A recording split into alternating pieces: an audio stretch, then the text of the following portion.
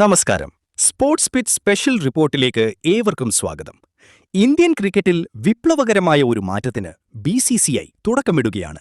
ഒരേ സമയം ലോകത്തിന്റെ രണ്ട് കോണുകളിൽ രണ്ട് വ്യത്യസ്ത ഇന്ത്യൻ ടീമുകൾ കളത്തിലിറങ്ങുന്ന ആ പഴയ മാന്ത്രിക വിദ്യ വീണ്ടും ആവർത്തിക്കാൻ ഒരുങ്ങുകയാണ് ജയ്ഷായും സംഘവും.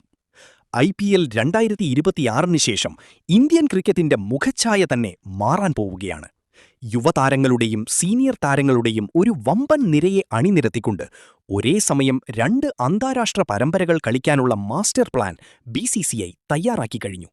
ഇതിനെ നയിക്കാൻ നിയോഗിക്കപ്പെടുന്നതാകട്ടെ ഇന്ത്യൻ ക്രിക്കറ്റിലെ പുതിയ തന്ത്രശാലിയായ നായകനും. ഒരു ജേർണലിസ്റ്റ് ശൈലിയിൽ BCCIയുടെ ഈ നീക്കത്തെ നമുക്ക് വിശകലനം ചെയ്യാം. ഇന്ത്യൻ ക്രിക്കറ്റിലെ തിരക്കേറിയ ഷെഡ്യൂളുകൾ കൈകാര്യം ചെയ്യുക എന്നത് സെലക്ടർമാരെ സംബന്ധിച്ചിടത്തോളം വലിയ ഒരു തലവേദനയാണ്. വരാനിരിക്കുന്ന അന്താരാഷ്ട്ര മത്സരങ്ങൾ തമ്മിൽ സമയക്രമത്തിൽ വലിയ വ്യത്യാസമില്ലാത്ത സാഹചര്യത്തിലാണ് BCCI ഇത്തരമൊരു പരീക്ഷണത്തിന് മുതിരുന്നത്. ഇതിനായി 30 മുതൽ 35 വരെ താരങ്ങളടങ്ങുന്ന ഒരു പ്രത്യേക T20 പൂൾ രൂപീകരിക്കാനാണ് തീരുമാനം. മികച്ച ഫോമിലുള്ള IPL താരങ്ങളും പരിചയസമ്പന്നരായ സീനിയർ താരങ്ങളും ഈ ലിസ്റ്റിൽ ഇടം പിടിക്കും. ഒരേ സമയം രണ്ടു വ്യത്യസ്ത രാജ്യങ്ങളിലായി രണ്ട് ഇന്ത്യൻ ടീമുകൾ മത്സരിക്കുമ്പോൾ അത് ഇന്ത്യൻ ക്രിക്കറ്റിന്റെ ബെഞ്ച് സ്ട്രെങ്ത് ലോകത്തിനു മുന്നിൽ ഒരിക്കൽ കൂടി വിളിച്ചോതും. ഈ രണ്ട് ടീമുകളിൽ ഒന്നിനെ നയിക്കാൻ BCCI മുൻനിരയിൽ പരിഗണിക്കുന്നത് മറ്റാരെയുമല്ല, അത് ശ്രേയസ് അയ്യരെയാണ്. IPLൽ കൊൽക്കത്ത നൈറ്റ് റൈഡേഴ്സിനെ കിരീടത്തിലേക്ക് നയിച്ച ആ തന്ത്രപരമായ നായകത്വം BCCIയുടെ കണ്ണു തുറപ്പിച്ചു കഴിഞ്ഞു. സീനിയർ താരങ്ങളായ രോഹിത് ശർമ്മയോ വിരാട് കോഹ്ലിയോ ഇല്ലാത്ത ഒരു യുവനിരയെ നയിക്കാൻ ശ്രേയസിനേക്കാൾ അനുയോജ്യനായ മറ്റൊരു താരമില്ലെന്ന് സെലക്ടർമാർ വിശ്വസിക്കുന്നു.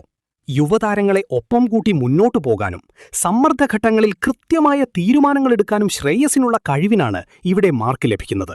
ഈ തീരുമാനം നടപ്പിലാകുന്നതോടെ ശ്രേയസ് അയ്യർ ഇന്ത്യൻ ക്രിക്കറ്റിലെ കരുത്തുറ്റ ഒരു ലീഡറായി മാറും. ഈ തീരുമാനത്തിനു പിന്നിൽ പ്രധാനമായും രണ്ടു കാരണങ്ങളാണുള്ളത്. നിർത്താതെയുള്ള മത്സരങ്ങൾ സീനിയർ താരങ്ങളുടെ ഫിറ്റ്നസിനെ ബാധിക്കുന്നുണ്ട്.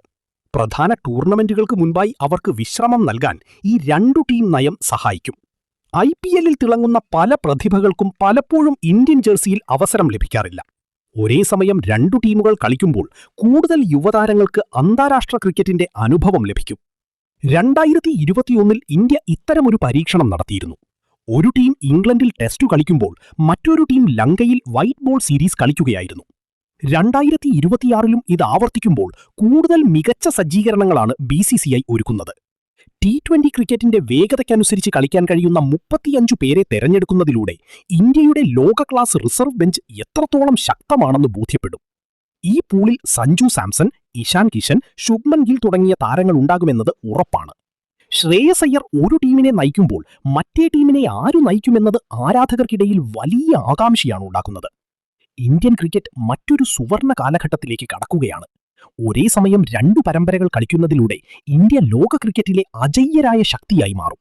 ശ്രേയസ് അയ്യരുടെ നായകത്വത്തിൽ ഈ യുവനിരയ്ക്ക് അത്ഭുതങ്ങൾ കാട്ടാൻ സാധിക്കുമോ എന്ന് നമുക്ക് കാത്തിരുന്ന് കാണാം. നിങ്ങളുടെ അഭിപ്രായത്തിൽ BCCIയുടെ ഈ തീരുമാനം ശരിയാണോ? ശ്രേയസ് അയ്യറാണോ ഈ യുവനിരയെ നയിക്കാൻ ഏറ്റവും അനുയോജ്യൻ? നിങ്ങളുടെ അഭിപ്രായങ്ങൾ താഴെ കമന്റ് ബോക്സിൽ രേഖപ്പെടുത്തുക. ഇന്ത്യൻ ക്രിക്കറ്റിലെ പുത്തൻ പരിഷ്കാരങ്ങളെക്കുറിച്ചുള്ള വാർത്തകൾക്കായി സ്പോർട്സ് പിച്ച് സബ്സ്ക്രൈബ് ചെയ്യുക.